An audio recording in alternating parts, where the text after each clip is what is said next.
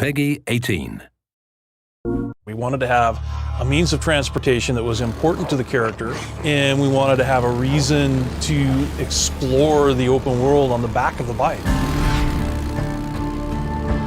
Because Deacon is a member of the Mongrels MC, which is an outlaw motorcycle club built around motorcycles, the bike is symbolic as well as a physical thing that he uses to survive. And that's one of the reasons why we really wanted to explore this type of a character in a post-apocalyptic setting, is because his connection to his bike is deeper, I think, than any other type of vehicle that you could have if you were just an average Joe living in this world.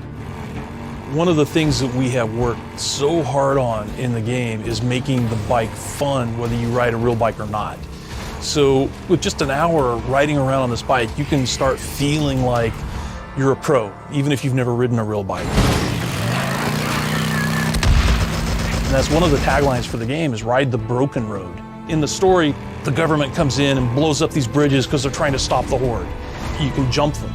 You know, you have to upgrade your bike, and you have to, you know, upgrade your skills in order to be able to jump some of the bigger jumps in the game and reach areas that you maybe couldn't otherwise get to. If the player engages in side quests and does work for these encampments, he can earn enough trust and credits to buy better, faster engines and nitrous, so he can help boost out of those situations to get out of trouble. But if the rain comes in, makes the trails all muddy, that's something the player really has to pay attention to, because, you know, then you wipe your bike out and it takes a bunch of damage, and then you're on foot for a while until you can find the scrap you need to repair it. And we wanted to make it, you know, sort of survival light, which means that we have, you know, fuel management for your bike. You really have to pay attention to it.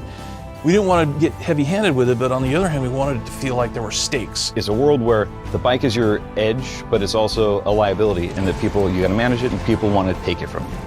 It's not just choosing where, making sure you park far enough away so they don't hear you. It's also, hey, I'm gonna park it so that I can turn it this way, so if I need to make a quick getaway, I can just get on my bike and ride. But also, if you've upgraded your saddlebags and you have more storage, you might have extra ammo that you've brought with you. Move up on him! There is a full suite of customizations you can do on the bike. So ways to make it yours instead of just Deacon. So for example, you get all the different color choices, all the color palettes. There, as part of rewards for all the storylines, we have all these decals and custom painted tanks, and all that stuff can be used for you as the player to choose how you want the bike to look. I'm excited when this game comes out on April 26th to see what combinations the gaming community comes up with.